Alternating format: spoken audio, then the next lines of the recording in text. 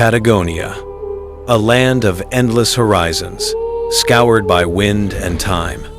It is a place that holds deep secrets, buried stories of a world ruled by giants.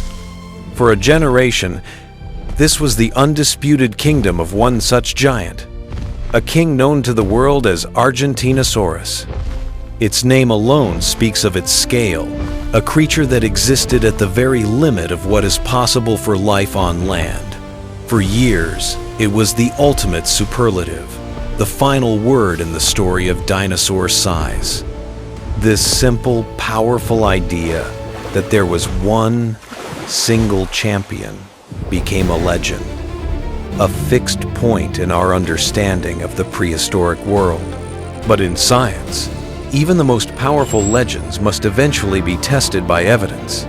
The legend began not with a complete skeleton, but with a puzzle missing most of its pieces. In 1987, near the small Argentinian town of Plaza Huincul, a local rancher named Guillermo Heredia stumbled upon what he thought was a massive piece of petrified wood. It was, in fact, the calf bone of a colossus. When paleontologist José Bonaparte and his team began a scientific excavation in 1989, the true nature of the find became clear, yet the evidence remained tantalizingly scarce. A few back vertebrae, parts of the fused bones of the hip, a single rib fragment. Each piece was gigantic. Scientists had to resurrect a king. It was a masterpiece of comparative anatomy, a process of careful measurement and educated guesswork, scaling up from smaller, more complete relatives to imagine the whole. But how do you weigh an animal known only from fragments? It is one of the greatest challenges in paleontology. Scientists can study living animals and find a clear relationship between the strength of a limb bone in its circumference and the weight it must support. But for Argentinosaurus, the key limb bones needed for this calculation were missing or incomplete. The other method is to build a three-dimensional model and calculate its volume, but that requires knowing the animal's overall shape. With a skeleton so incomplete, every estimate for the Ghost King rested on a foundation of assumptions. Each missing piece adds a layer of uncertainty, and these uncertainties multiply. A small error in the estimated length of the torso can lead to a massive error in the final weight. The Ghost King was immense, but its true mass remained a scientific mystery, with estimates ranging anywhere from 60 to a staggering 100 tons. For a new discovery to challenge the king, it would require more than just large bones. It would require a wealth of evidence. If you're enjoying this journey back in time, don't forget to hit the like button and subscribe for more incredible dinosaur stories. And in 2010, that evidence began to surface. The story, once again, begins not in a museum, but in the middle of the desert, thanks to the sharp eyes of a local farm worker on the La Flecha Ranch, owned by the Mayo family. He alerted paleontologists from the nearby Egidio Ferruglio Museum, who came to investigate. The team, led by doctors José Luis Carbolito and Diego Pol, began to dig. Soon, they had uncovered a single bone that confirmed their highest hopes. A thigh bone, a femur, measuring an incredible 8 feet long. Lying beside it, a human being is utterly dwarfed. From this one bone, they knew they had found a new contender. But the single giant femur was just the beginning. As the team dug deeper over the next few years, the scale of the discovery became almost unbelievable. It was not one animal, but a graveyard of giants. In total, over 200 fossils were unearthed. For the first time, scientists had more than just a single incomplete specimen. They had a statistical sample, a blueprint for an entire species. This was the paleontological equivalent of finding a Rosetta Stone, a key to unlock the true proportions of the largest animals to ever walk the earth. The find was so immense, the team had to build new roads just to transport the plaster-jacketed fossils from the remote site.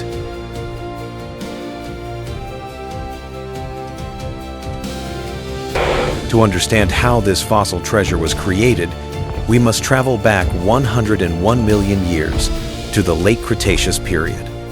This was not a desert then, but a seasonal floodplain covered in a vast forest of ancient conifers.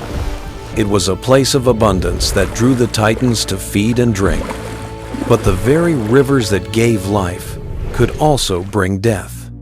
The 6 animals were not killed together in a single catastrophe. Instead, the fossils lie in 3 distinct layers of earth, evidence of separate events. In a series of devastating floods, these giants were overcome, their bodies buried in the silt that would, over millennia, turn their bones to stone. A healthy adult Patagotitan weighs as much as 10 African elephants. To fuel such a body requires a near-constant search for food. They are not just inhabitants of this world, they are its architects. With every step, they reshape the landscape, creating pathways for smaller creatures. Their sheer presence defines the rules of life in this Cretaceous forest. Their size is their fortress.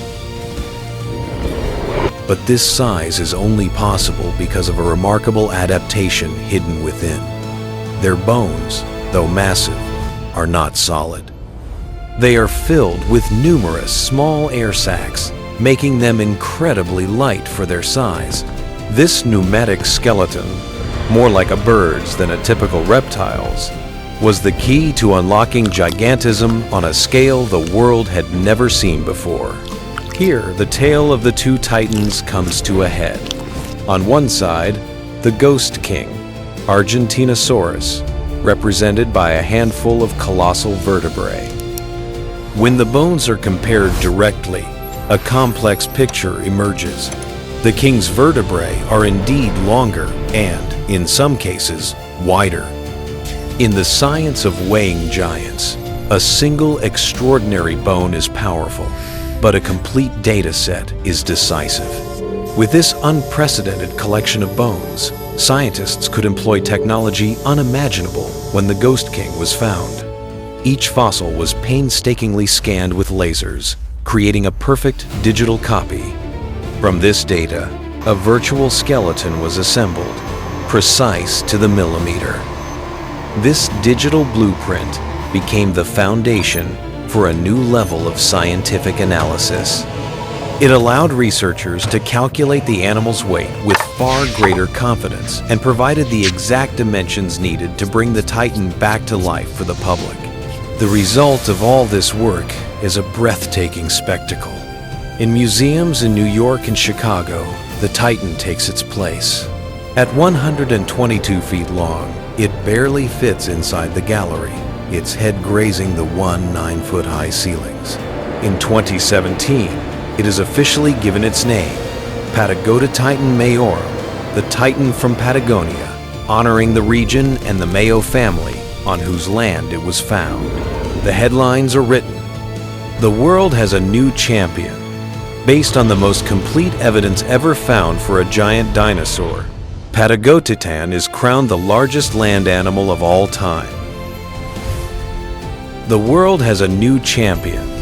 Based on the most complete evidence ever found for a giant dinosaur, Patagotitan is crowned the largest land animal of all time. But in science, the crown is never settled easily. Some paleontologists looked again at the old evidence. They re-examined the few colossal bones of the Ghost King, and they found that the story wasn't so clear. Detailed analysis shows the back vertebrae of Argentinosaurus are significantly longer than those of Patagotitan. The entire length of its torso would have been greater 4.47 meters compared to Patagotitan's 3.67 meters. This points to a much bulkier, more massive body. When these proportions are used to create new models, the Ghost King reclaims its title as the heavyweight champion, weighing in at a potential 65 to 75 tons compared to a revised, lighter estimate of 50 to 55 tons for Patagotitan. The debate forces us to ask a simple but profound question. What do we really mean by biggest? Nature doesn't deal in simple superlatives. Is it the longest from head to tail? The tallest at the shoulder? Or the heaviest? It is like comparing a giraffe and an elephant. The giraffe is certainly taller, but the elephant is far more massive. Sauropods came in many different shapes. Some were long and slender. Others were shorter but more robust. Argentinosaurus was likely the heavyweight, the most massive. Patagotitan may have been taller, or simply the longest animal that we can measure with a high degree of confidence. The contest for Titan King depends entirely on how you choose to measure the crown. Whether Argentinosaurus or Patagotitan was the ultimate giant, they both belong to a special lineage of South American titanosaurs that waged a spectacular evolutionary war against a single, relentless enemy: gravity. To grow this large is to challenge the laws of physics. Their skeletons evolved to be both massive and lightweight, their bones hollowed out by air sacs. This gigantism seems to have evolved just once within this group, a perfect storm of evolutionary opportunity on the isolated continent of South America. These creatures were pushing the absolute biological limits for a terrestrial animal.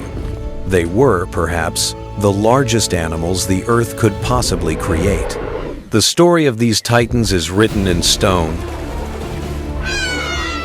but the library of the past is vast, and we have read only the first few pages. Fossilization is an incredibly rare event. Some scientists estimate that we have discovered as little as 1% of all the dinosaur species that ever lived. For every fossil we find, countless others remain buried or have been lost to time forever. The largest dinosaur we know of is almost certainly not the largest dinosaur that ever lived.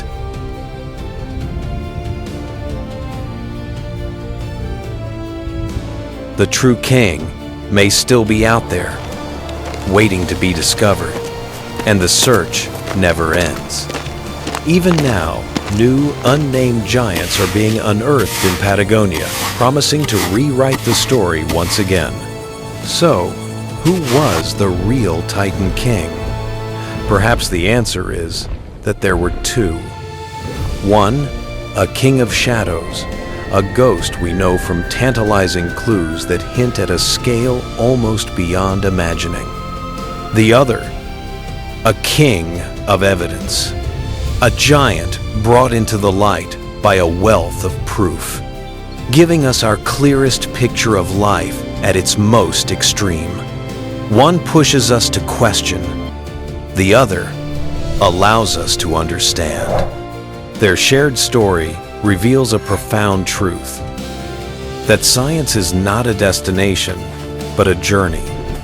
It is a process of constant refinement, of challenging old ideas with new evidence, a perpetual search for the giants that shaped our planet's past. Thanks for watching. Tap like, subscribe, and turn on the bell so you won't miss our next prehistoric adventure.